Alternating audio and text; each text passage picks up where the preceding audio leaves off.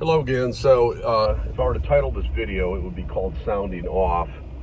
And I'm going to try to keep my, what they call talking points, very basic and very simple. I don't know what the exposure's doing here, but sun coming through. I had said before and after what people call the presidential election, I call it the presidential selection, but that's beside the point, is I said then, and I more emphatically believe it to be true today, and here's what I said. I said the people that hate Trump hate him for completely the wrong reasons, and I said the people that love Trump, most of them, love him for the wrong reasons. And so let me explain quickly. This entire C virus pandemic, and it was planned without a doubt, the research, the information out there is overwhelmingly conclusive. Even, the small things like when Trump said in October 2017 that, a storm is coming, and a press person said, well, what do you mean, Mr. Trump? And he goes, well, you'll see. Well, now I tell people, if you don't see that this pandemic was the storm that Trump was referring to in 2017, I can't. As the old saying goes, you can lead a horse to water, you can't make him drink. I can't make you drink, and I really can't make you think. I just hope that you literally and figuratively can add 2 and 2 and get 4. That shouldn't be hard for, especially an adult, but the adults are the most myopic of all the people out there. So anyway, Trump, so I said that people loved and hated him for the wrong reasons. And so what's happened since this pandemic started, 2 days after the World Health Organization, the WHO, declared a pandemic, global pandemic, Trump does something that no president has ever done, and declared the nation like a federal disaster zone, I think, all 50 states.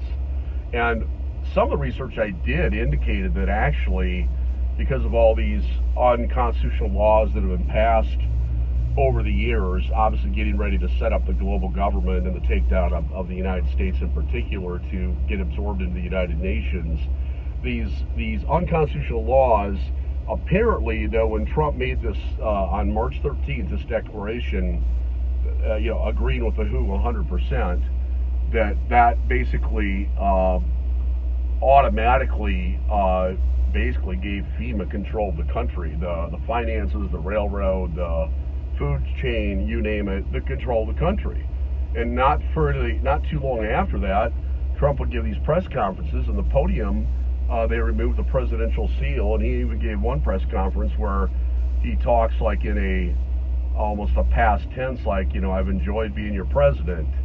So a lot of us thought that here we go, boot camp city, et cetera, it's been delayed, and I think that's because of the mercy of God, and maybe their plan is going to take a different direction. But Trump has basically laid down for the World Health Organization, which everybody says is communist. I think they're techno-feudal fascist, which is really no different than communism.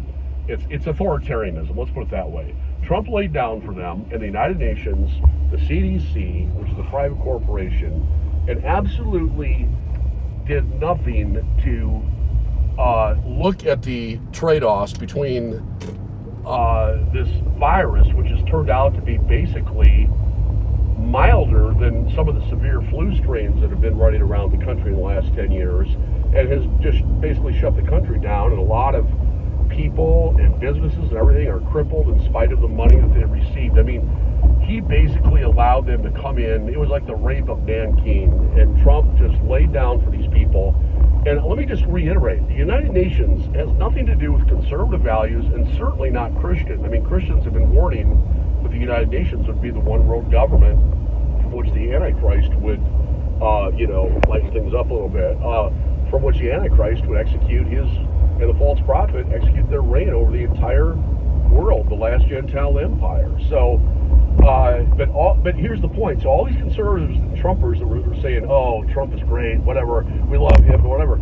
Well, basically they're saying, yeah, we like a guy that basically lays down and lets the United Nations and the WHO run everybody's life, including in Puckwana, South Dakota, and people are still wearing masks. Now they're talking about a second lockdown. And Trump, if he was a true leader and a true conservative, he would, first of all, never have 2 days later acquiesced to the WHO/United Nations, and by the way, Bill Gates, who basically is the WHO, Mr. Vaccine, a man who never saw a vaccine he didn't want to give somebody in some country in the world. And he's a population control freak. He's a eugenist, and he also supports incredibly wicked witches like Marina Abramovich through the Microsoft Corporation. On and on it goes. So you people that loved Trump then, and probably most of you still do, you literally are not thinking, because it's clear. And he'll say, oh, we're cutting off funding for the WHO. He plays this, what I call a psychological warfare game, where he'll make it sound like he's one of us, like cutting funding for the WHO, but yet then he lets their policies and their dictates completely take over this country. And nobody, I don't care if you're left wing, right wing, dingling, or chicken wing, you cannot argue that Trump has laid down, as well as the senators and congressmen and governors for the most part, have just laid down for the rape of quote unquote Nanking. But you know, this is all biblical prophecy being fulfilled, so that's the good news. And then of course the Trump haters, people in my family I would number among them, they were just livid about Trump. Well, if there was ever a time they should be livid at Trump, you know, which I clearly am, it ought to be now. But see, that shows you that they hated him for all the wrong reasons. They thought he was a true conservative, you know, and he was going to make America great again in the true sense of that word, not in the false sense of that word. And, you know, blah, blah, blah. And they were never against Trump for the reasons I was from day one, which is because he was basically an acolyte and working for the New World Order. He's a puppet and an actor, period. And that most Christians supported, not just supported Trump, but gleefully and danced in the streets when he was elected. I mean, there's a guy I respect a lot. I'll name his name, Mark Cahill. I hand out his gospel tracts. He's definitely a true believer, but he was just, oh, finally, you know, we get a guy in office that, you know, won't persecute Christians and we'll get our freedoms back, whatever. And I said, no, he's going to advance the New World Order and our freedoms are going to get truncated like they did under Bush and Obama and Clinton and all the other Masonic presidents we've had. That's all I'm going to say, but I'll leave you with one quote by Lenin, the famous, of course, communist Marxist from Russia, brutal man, brutal authoritarian dictator. And they asked him, he says, well, what's the best way to control the opposition? He said, join it. So Trump rhetorically joined well, in his case, we would be the opposition, conservative Christians, because we're against the New World Order. Trump is clearly working for that. So in other words, so to control the opposition, Trump joined us. He sounded like a maverick, organic, independent, not beholden to the power interests, and that he was going to do the bidding of the middle class and the lower class, and by golly, he was going to make America great again and restore all our freedoms, and et cetera, et cetera, et cetera. Like that poem about a snake that he read at a speech he gave. He said, I think the snake said, well, you knew I was a snake when you took me in. Well, people like me knew Trump was a snake when we took him in. And again, most professing Christians took Trump in. And now we got a snake, just like Obama, in the Oval Office. And yet I still think the vast majority of professing Christians are going to continue to support Trump. Unbelievable. It's unbelievable. It's unbelievable. Okay. Have a good day. Steve from South Dakota.